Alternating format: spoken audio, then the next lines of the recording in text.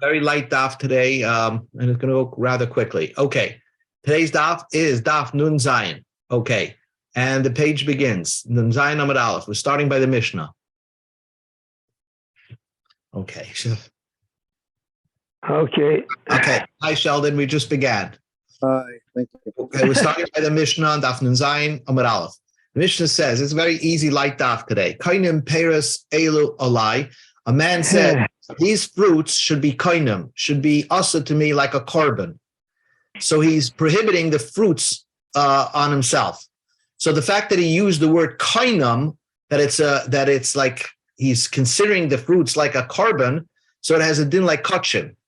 So let's see what the Mishnah says. Or he says koinim heim al pi. He says the root should be also to my mouth, on my mouth. Al pi means on my mouth. Oh, koinim heim lifpi. It should be like a korban to my mouth.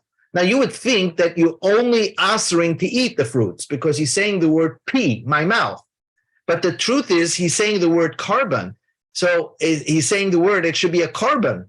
And a korban is something that you can't benefit from. Not only you can't eat it, but you can't benefit from it. So the din is you can't benefit from these fruits. Not only you can't eat it, but you can't benefit from the fruits. How would you benefit from these fruits? So the way to benefit is by exchanging it. If you would exchange it, and let's say you said these apples should be koinim to me, so then if you exchange the apples for oranges, so then you're not allowed to benefit from the oranges. Asa b'chilufeihem. You're now allowed to benefit from the exchange. And this is asa midrabanan, because really, why should the exchange is not the original item?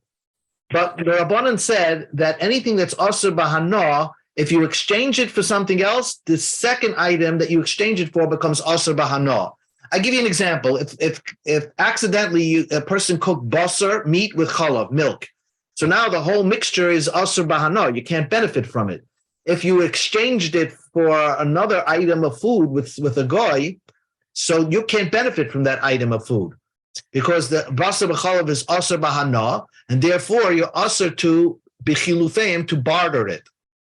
Not only that, ivigduleim. Our Mishnah is saying, let's say you asur prohibited fruits on yourself. Let's say you prohibited an apple. Can I take that apple seed and plant it in the ground and create a new apple tree? So since you said koinim, it should be like a korban. So therefore, if it grows from the ground, a brand new tree, then that you're asur to benefit from the tree itself. So that's because you said the word koinim. I want it to be like a korban. But if you said sha'ani oichel v'sha'ani toyem, if you said that I'm answering the peiros that I eat or taste, so you're more, I would say, pedantic or more definitive of what you want the issur to be. The issur should be about eating and tasting the fruits. So then the fruit itself you're not allowed to eat, but you're allowed to exchange the fruit. Mutar b'chilufeim. You're allowed to exchange the fruit. Uvigduleim, and you're allowed to plant the fruit and plant the seed and grow a new tree, because you only asked eating the fruit, not planting the fruit. Okay, that's the Mishnah. But the Mishnah says an important distinction over here. What is that? B'davar shezarek kolam. What we're talking about is that let's say you answered apples and you said, I'm not going to eat these apples. So then, if you take the seed of the apple and plant it in the ground, you're permitted to eat the new fruit, because those are items shezaroi kola, where the seed ceases to exist. When you plant the apple seed in the ground, the seed gets destroyed, so the original is not there, and what you get is a brand new tree. But there are certain fruit items or vegetable items, b'davar she'ein zarei kola, where the seed itself does not grow into the ground. It doesn't get destroyed. For example, onions. Onions, you plant the bulb, a tiny bulb in the ground, and then the onion grows. So the seed itself, the thing that you planted in the ground, never disintegrates. It's actually growing. So therefore, not only then, since you answered the onion itself, so when you plant by the onion cases, even if you plant it in the ground, the onion still will remain asur, because the original onion that you answered is still there, even though it grew many times over. It grew much, much bigger than what you planted. Still, it remains asur because the original is still there. And not only that, I feel a gedulim asurim. Even if I would take that onion, part of that onion, and replant it somewhere else, it would still be, and I'm not touching the original onion, I'm just taking the part of the onion that grew more and planted somewhere else, and that piece grew bigger, that forever remains also, because they're all considered as if they're one piece of mixture of the onion that you prohibited upon yourself plus the growth. So it's one isser, it's one prohibition on you, so therefore you can't benefit from that planting. We'll discuss that more in the Gemara. A man says to his wife, okay, he says to his wife, he's angry. I don't know. He says, Kainim, whatever you do, it should be to me also like a carbon. Whatever you make is also to me like a carbon. So if she bakes a bread, a cake, or whatever, so he can't benefit from that bread or cake. But he used the word kainim. So even if he would say, kainim heim alpi, it should be like a carbon on my mouth, or kainim heim lipi, or it should be carbon to my mouth, he's not allowed to exchange it, barter it, or if it was fruit, he's not allowed to plant it. Let's see what that means. Because he used the word kainim, so he's saying it's a carbon. So if he took his wife's, challah, and he said that this challah should be a carbon to me, so then even if he exchanges it for something else, he can't benefit from that exchange. Okay, even though he said lipi, it should be also to my mouth, but he used the word kainim, and kainim means it's a carbon. So he probably meant it's also bahana, no matter what happens, and therefore I'm not going to benefit even if I exchange it. Uvigiduleyan would mean, let's say a person says to his wife, whatever is the handiwork of your hands, I'm not benefiting from. So let's say she took seeds and planted something in the ground. So whatever grows from the ground is considered as if he's benefiting from her handiwork, from her hard work of planting it in the ground. So he's not allowed to benefit from the growths of her handiwork. But if he said, Shani oichel shani toyim, he's specific. He says, well, I'm answering from your handiwork whatever I can eat, whatever I can taste. So he's careful in saying that he answered his wife's cooking on him. Basically, his wife's cooking and nothing else. So he's not going to eat it. So therefore, he's allowed to exchange it with his friend. He says, I'm just not eating what my wife makes, but I could exchange it with something else. And if his wife took seeds and planted it in the ground, so it's not the same item that he asered the seeds or whatever his wife has. And so therefore he can benefit from the growth. But that is bedover shazare kola. It's only a type of seed that disintegrates. So when your wife plants it in the ground, the seed is no more there. So your wife's handiwork is no more, you cannot tell, it's gone. So therefore, whatever grows, you can permit it to benefit from. If your wife planted something that the seed doesn't destroy, for example, your wife planted an onion in the ground, so the onion still will remain intact when it's still in the ground. It's just going to get bigger.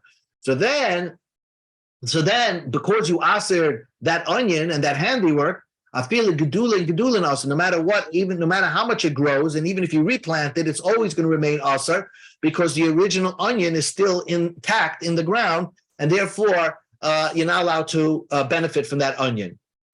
Now, the Mishnah discusses again. This part of the Mishnah doesn't really end up in our Mishnah, only because we're talking about husbands asering their wife.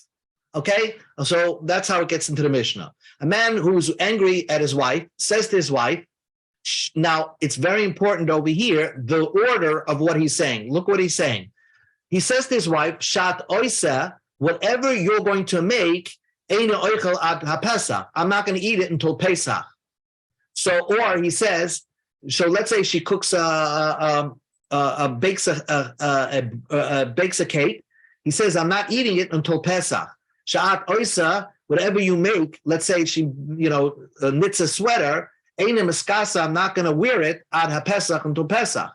So the Mishnah says, asasa lifnei Pesach, even if she made it before Pesach, right? Mutar le'achol iskaseis achar Pesach. You're allowed to eat from it or wear the clothing after Pesach, because You said Sha'at Oisa, whatever you make, I'm not eating it until Pesach. You didn't mean to say Sha'at Oisa ad ha-Pesach ein oichel, where I'm not going to eat or wear whatever you do for whatever you make until Pesach forever. Because look at what here at the second part of the Mishnah, he reverses the order. He said, Sha'at oisa ad ha-Pesach ein oichel. Whatever you make until Pesach, I'm not going to eat. So there, look at the order is reversed. He said, whatever you make until Pesach, ein oichel, I'm not going to eat forever. Sha'at oisa ad ha-Pesach, whatever you're going to produce, and whatever sweater you're going to knit until Pesach, ein miskasa, I'm never going to put on. So also lefnei Pesach, whatever she makes before Pesach, also lechol eskasich achar Pesach. Even after Pesach, he's not allowed to eat it and now to wear it after Pesach. Again, the difference is the order. It's the same words, but the orders are reversed. In the Breisha of the Mishnah, when he says Shat Oisa Eina Oichel, he said Eina Oichel first, and then Ad Pesach. It means Ad Pesach, he's not eating it until Pesach, but after Pesach, he could eat it. But in the second Sefer, he put the Ad Pesach, he said Shat Oisa Ad Pesach Eina Oichel. He said, whatever you're going to make until Pesach, I'm never going to eat or never going to wear forever. So since he reversed the order, so therefore he can never benefit from his wife's food or his wife's whatever she made until Pesach or whatever she knitted for him before Pesach. We used to have, it reminds me when I started working on Wall Street, the first thing the guy told me is that the difference between you and a customer is the order. If a customer is upset at you, he told me the customer will say harsh words into the phone and then hang the phone up. And you just hang the phone up first and then you say the harsh words. So that's the order matters, and the order matters in the way you make an neder as well. Okay, new part of the Mishnah. Sha'at nehenes li ad ha-Pesach im hoyleches at lebeis avich ad ha-chog. A guy says to his wife, you can't benefit me till Pesach, okay? I'm asking you from benefiting from me till Pesach. But the condition is only if you go visit your father's house until Sukkot. Apparently this girl kept going back home. So he said, you can't benefit from me till Pesach. If you go, the condition is if you go to your father's house till Sukkot. So let's say he made this neder in Adar time. So Pesach, if she actually went from between Adar and Pesach, she went to her father's house, Asura b'hanasei Adar Pesach. Then he cannot benefit from her husband's food and possessions until Pesach because she violated the condition. She went back to her father's house before Pesach, so therefore she's prohibited from benefiting till Pesach. But we go to Amid Beis, la'achar Pesach. But let's say she went after Pesach. Now, if she happened to have benefited from her husband's possessions before Pesach, and then she kept the condition, she indeed went to her parents' home after Pesach, so retroactively, she wasn't supposed to benefit from her husband's possessions before Pesach. So the Mishnah says, Bal Yachel, somebody over here gets an Aveira of Bal Yachel. Pashtus, it means that she gets the Be'er Bal Yachel because she had a neder that she was not supposed to benefit from her husband's possessions. If she happened to have benefited from her husband's possessions and the neder kicked in because she went to her parents' home after Pesach, she was not supposed to go until Sukkot. So retroactively, she wasn't supposed to benefit from her husband's possessions, so she gets an Aveira of Bal Yachel. That's the way Rosh Rishonim learned. The Rambam would learn that she didn't make the neder, the husband would get the Aveira Bal Yachel. Either way, that's the first part of the Mishnah. But look at the next part, and this ends the Mishnah. Sha'at nehenes li ad hechog. If a person says to his wife, you can't benefit me till Sukkot. So the neder is a long neder. Let's say it's Adar, and he says, you can't benefit from my possessions until Sukkot time. On condition, only if you violate this. Unless you violate and go to your parents' home until Pesach. So the condition is a very limited window. but the neder can last until Sukkot.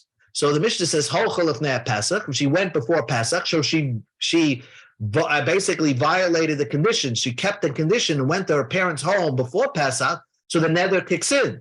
So then, simple, asura bad nosa adachal. So the neder kicks in. She can't benefit from her husband's possessions until Sukkot time. That's perfectly sensible. But umuteres leilach achar Pesach. Let's say she did not go before Pesach. So there is no neder here, because the neder was that she shouldn't go to her father's home until Pesach. And let's say she didn't go. And after Pesach, okay, there is no neder anymore because there's no condition anymore. So therefore, she's permitted to go to her parents' home after Pesach. And that seems very obvious. Most Rishonim say this is pretty obvious. There's no condition anymore. There's no condition to make the neder take effect. So therefore, certainly she's permitted to go after Pesach. The only restriction that her husband put on her is if you go to your father's house before Pesach. But if she did not, there's no neder over here, and she's permitted to go to her father's house after Pesach. Okay, the Gemara discusses a question right now, and that's basically it. The Gemara is just going to discuss a question which probably you could jump to the Mishnah and say, I have the answer. But the Gemara builds up till we answer it from our Mishnah. Mishnah said, a man answered his wife's handiwork to his mouth. Forever, he doesn't want to benefit from his wife at all. So the Mishnah said, all these things is that you can't benefit from your wife's handiwork, and you can't, the growth of what happens. Let's say your wife planted seeds in the ground. Since you made it like a carbon, so then even the growths that come out of the ground are like a kachim that you're not allowed to benefit from the growth. Okay, that's what the Mishnah said. Now the Gemara just starts off with another question, and we'll get back to our Mishnah, not today, but later on. Yishmael ish kfar yamo, the Yishmael who lived in the city by the seashore. Va'amri law, and others say ish kfar dima, he lived in the town Dima. So he came from a small town. But he asked a very intelligent question that the Gemara is going to be dealing with for the next day or two. He brought up in his hand the following question, and this was a big debate in the Talmud. He said, "What's the question? Botzel, you have an onion. Sha'akore b'shvius, you picked it in shvius. So when you pick an onion in shvius, in shmita, let's say you picked it last year. So now this is a shmita onion, okay? And it has kedusha shvius, all the dinim of shmita. But what you did is, unitoi, you replanted that onion bashminis in the 8th year. So now, v'rabi gidulav al ikorai, and you have now more growth than what you originally planted. Let's say that the bulb that you planted in the ground was a small baby bulb, and now it grew into this large, huge onion. So now, so what's the question? This is what Yishmael asking. Gidulav heter, you have now the growth grew in a heter year, in the 8th year. The ikare, but the bulb itself is usher, comes from the Shemitah year, right? And Shemitah is something that cannot be planted, and it's usher to benefit from. But now you planted it and grew in the 8th year, and now it's a much bigger bulb. So would you say, Kivan the Rabbi Gedula mi ikare, since it grew more growth from the original planting, from the principle, oisin gedulim heter malin as itzer. Whatever grew in the heter year, in the permissible year, from the 8th year, will neutralize what's in the Isser, which would make perfect sense. If you have this big growth, it grew a lot in the 8th year, and you had started off with a little bulb in the 7th year. So then, okay, so then the whatever grew in the 8th year will neutralize whatever is Isser in this onion, and therefore the whole onion now is permitted. It's not a Shemitah onion. It becomes a regular onion of the 8th year.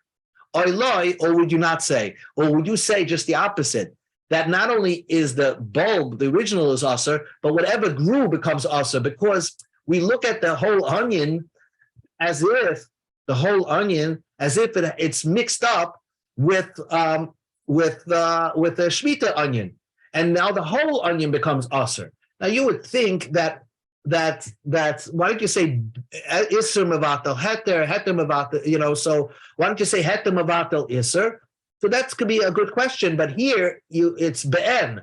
It's still here. You could still taste it. It's not in fact, what caused you can say what caused the onion to grow was the Shemitah onion, the Shemitah part in it. So it should never become neutralized. So the Shemitah is so embedded into this large onion, and therefore it should not be permitted.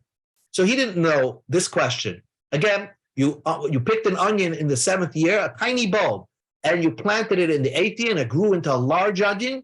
Can you benefit from that onion, or is it a Shemitah onion, or is it an 8th year onion where it's permissible to benefit from? Asay lekami Rab Ami, they came before Rab Ami. Lo have biyadi. He did not have an answer to Yishmael's question. It was an intelligent question. Asher lekame the Reb Yitzchak napacha. He came in front of Reb Yitzchak napacha.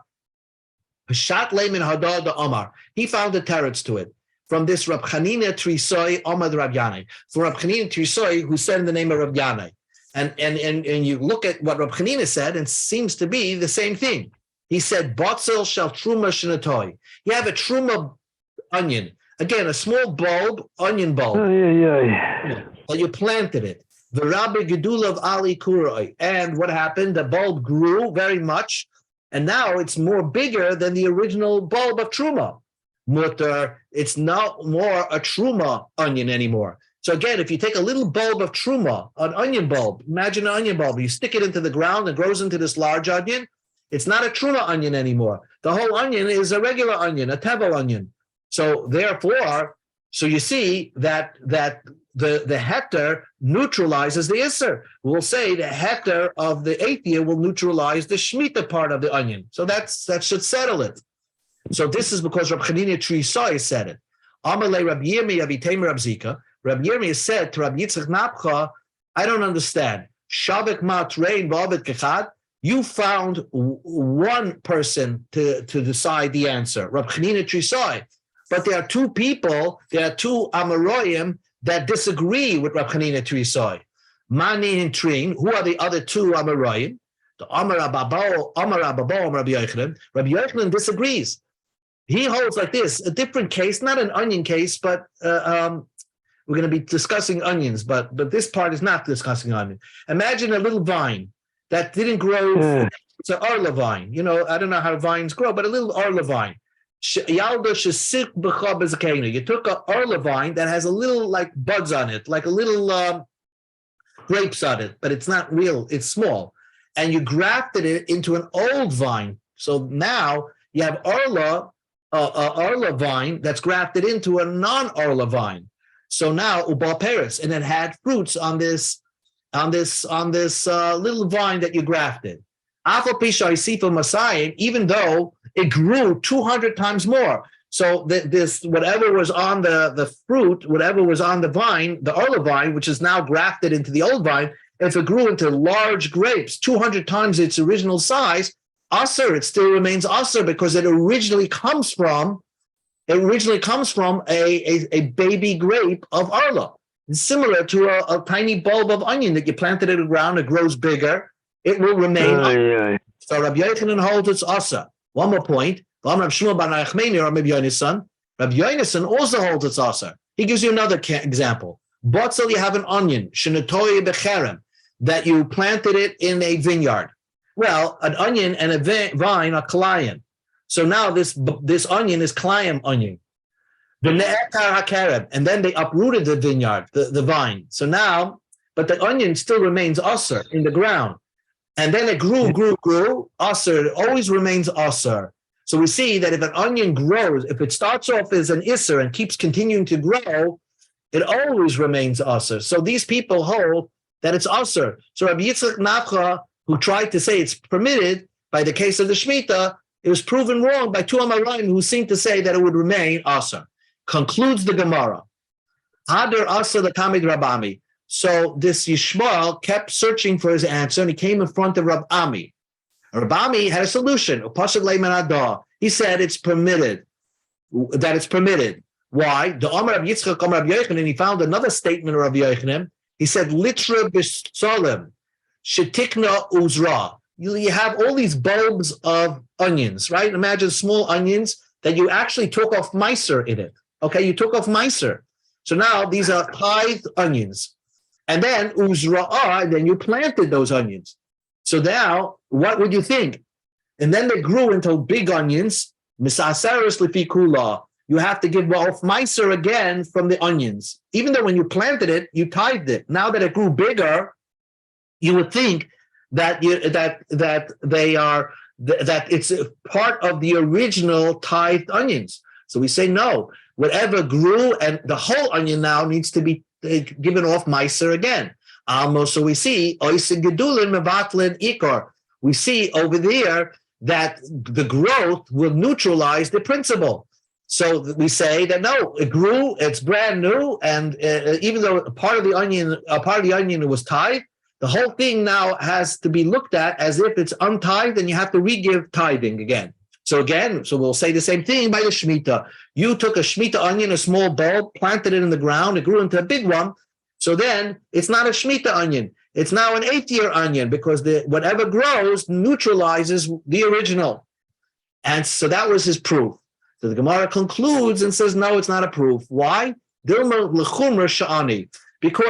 by the case of Rabbi Yochanan, you're growing strict. When you take a bulb of onions that were tithed, that gave off meiser, you plant it in the ground, and now you grow it again into big onions, you're going to say that we're going to go strict and say, no, these are new onions, you have to give tithe again. You have to take off meisers again, because we're going to go strict. But, so it's easy to say that when something grows, you have to give off meiser again because you're going strict. But here, by the Shemitah case, the original was Shemitah. So the original was Aser. Now you want to say you took the Shemitah onion, planted it this year in the 8th year.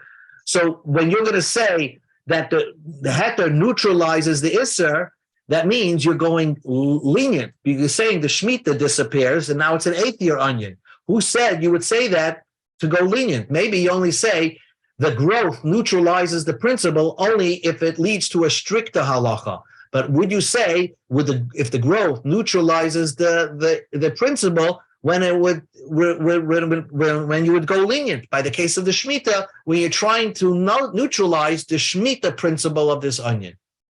Okay, we'll continue tomorrow, Be'ez Hashem, discussing more about these onion cases. But yes, quick question. Thank you. Yes, Have a good Hanukkah. Yes. Yes. Sorry. Why? Maybe it's just a little bit too late, but maybe you